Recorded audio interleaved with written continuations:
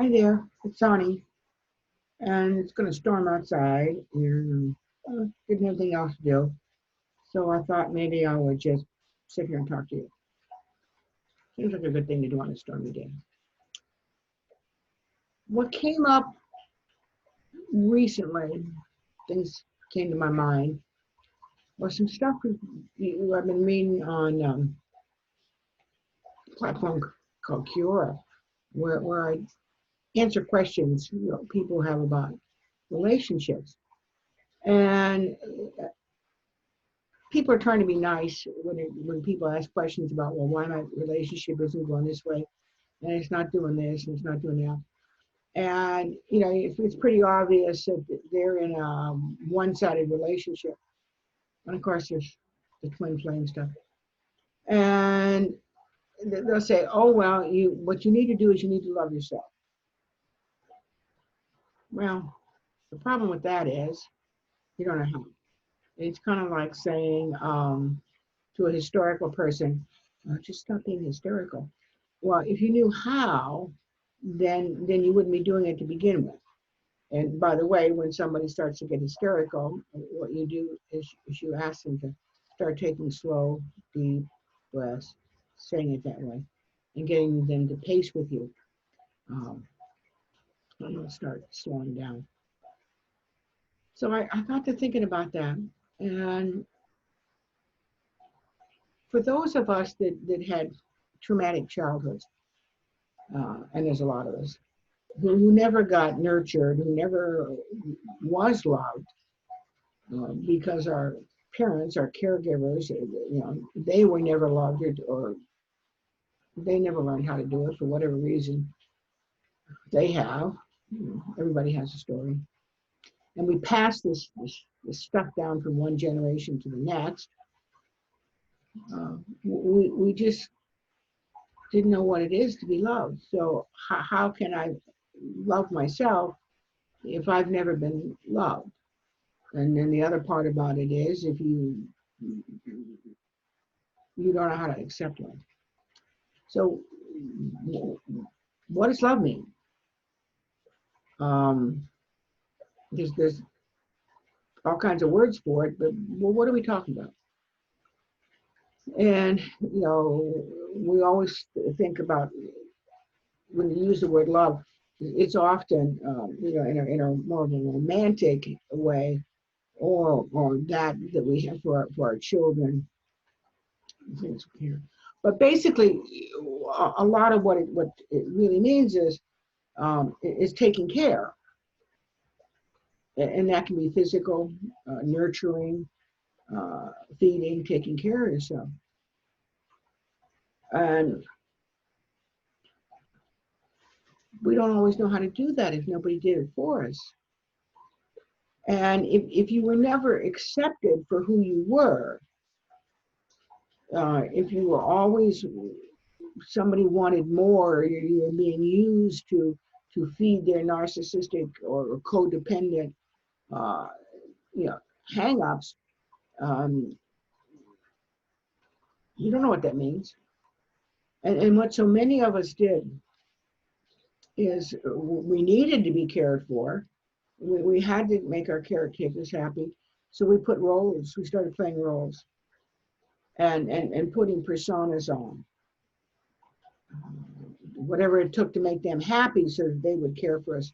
And maybe they would give us some kind of love, and they would see that we were taken care of.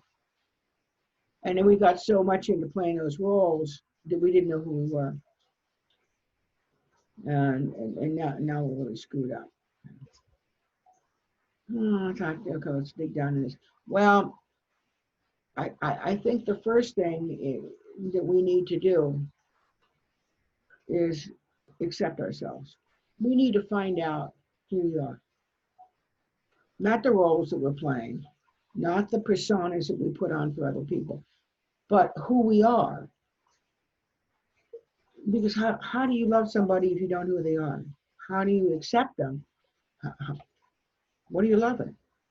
You loving the illusion?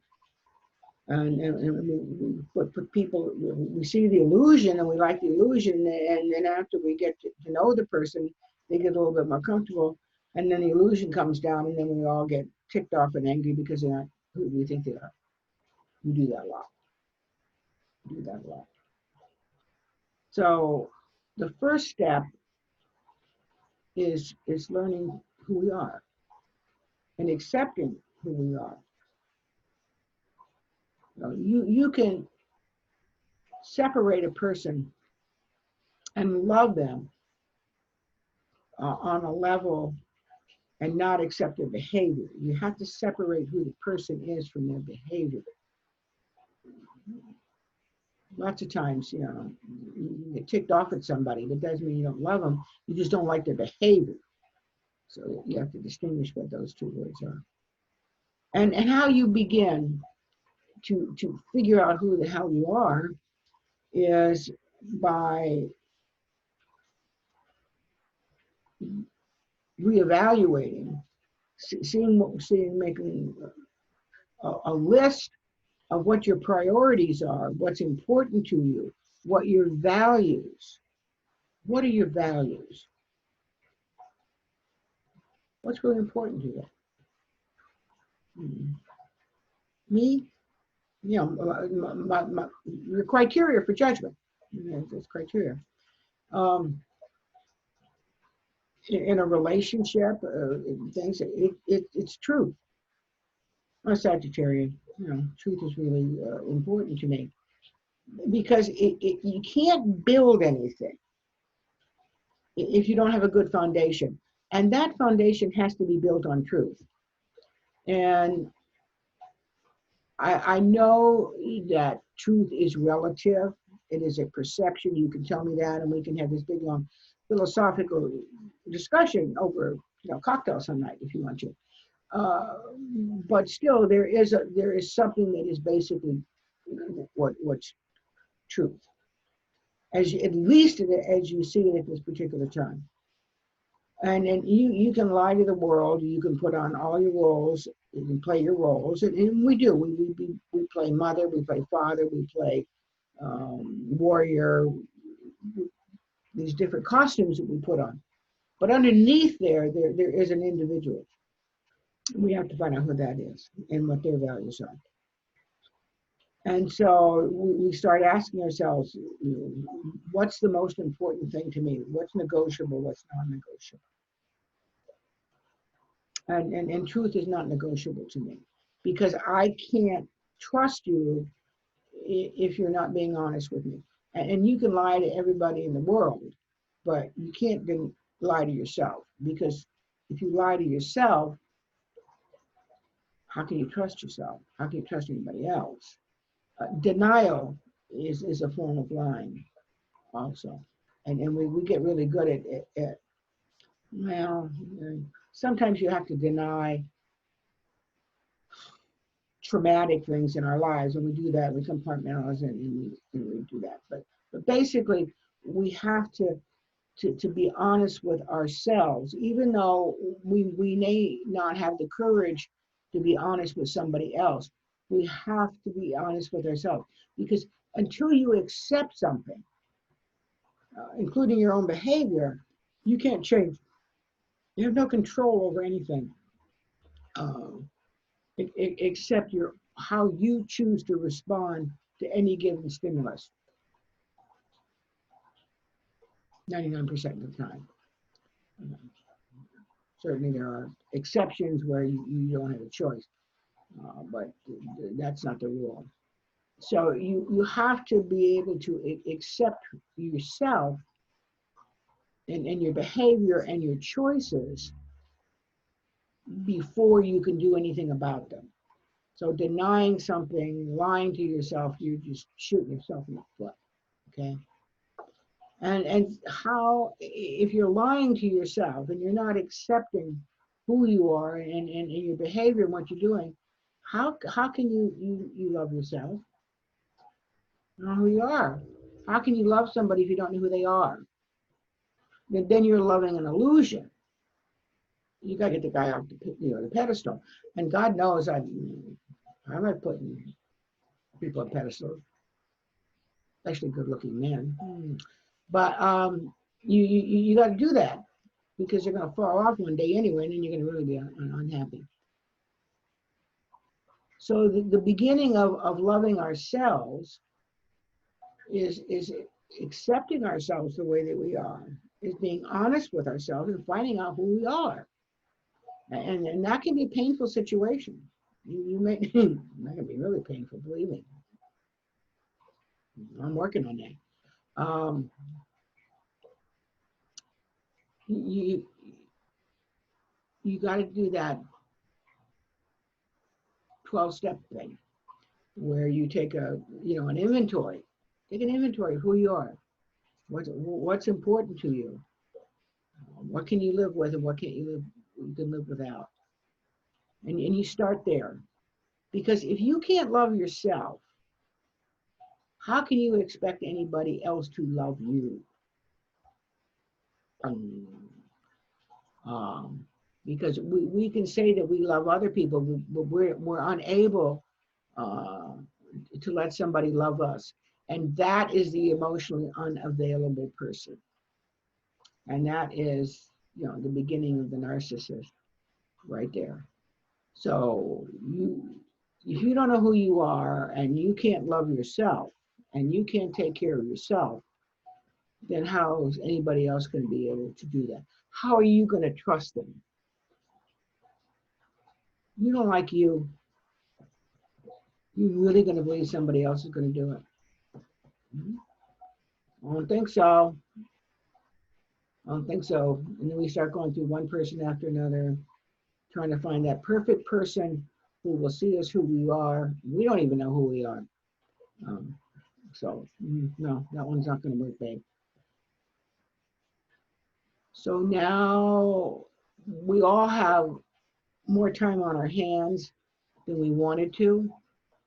And the world is upside down. And everybody's under a lot of pressure and a lot of stress. And this might be the time to start taking those personal inventories and doing something. I'll tell you what, something that I found was really helpful. I came across this book. Okay. And Deborah Silverman is a psychologist who is also an astrologer. And I found that to be extremely helpful because she talks about the elements. And I'm guilty of this too. I'm always learning. I'm constantly learning. Hell, I'm old.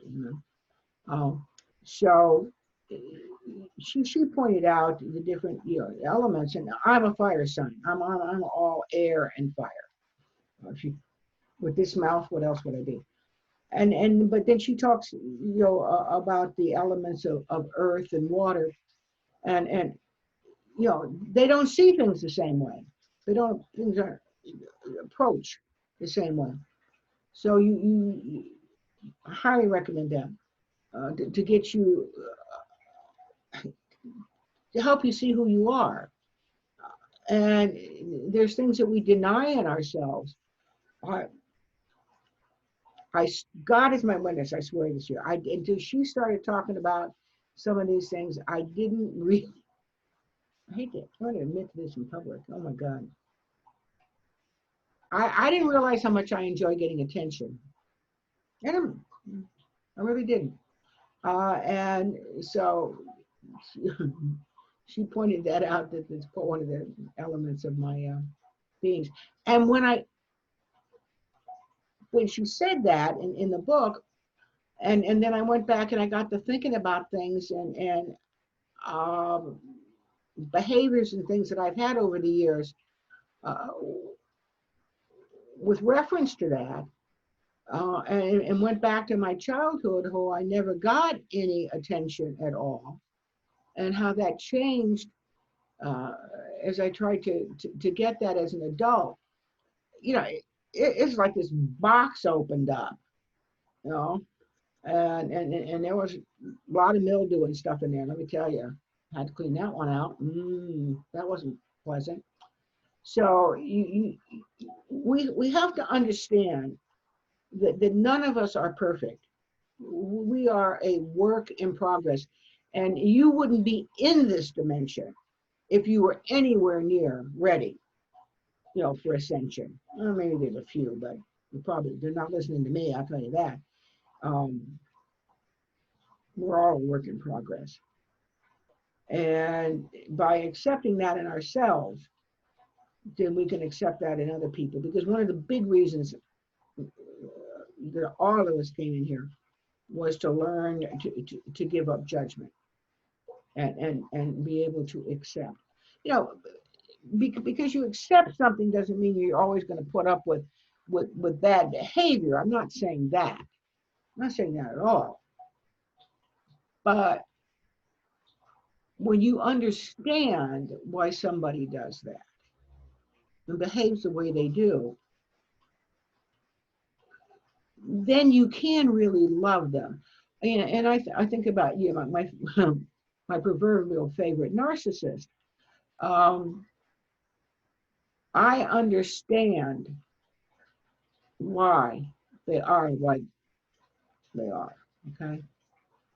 And I can spend 90% of my time dealing with them on that level and trying to help them feel good about themselves. But that doesn't mean, with my NARC patients and my NARC friends, that I am going to accept their behavior when they really, put that off on me, either as their friend or their therapist. So but that I'm able to tolerate that because now I know it's not personal. And that's what happens when you have values and you know what your values are and you know when to stop. That's when there's a difference of actually caring about people and helping them in a healthy way as opposed as to being codependent. You have to know who you are first and why you do what you do. So, and you have to love yourself before you can really love anybody else. Maybe you want to work on those things. Take some of this time that you have on your hands and start doing that personal inventory and learning what you can accept and change the things that you can change and accept the things that you can't. Some things you just can't change. And that's where suffering comes in, by the way. Pain is inevitable. Suffering is an option. It's when we try to change things that we have no control over. So, accept yourself. You're okay. All okay. Yeah, sometimes we've got some cracks and we're broken. All crazy. Sometimes it's just more functional than others. And you stop asking that question, am I normal? Stop doing that. Okay. Maybe you are bipolar. Maybe you are a narc. Okay. We all got some kind of hang up. You start working on it. First, you have to accept it. All right? And when you accept who you are and you're imperfect and you got problems, and then you can start doing something about them. Call me if you need some help. I'm running out of line. All right. Always good talking to you. Oh, I got a new Facebook site. So go look up Sonny's Golden Lighthouse on Facebook, maybe. Follow me, would you? I'm doing this for free. Okay, would be nice. And if you enjoy the newsletters and stuff like that, it would be nice if you said so.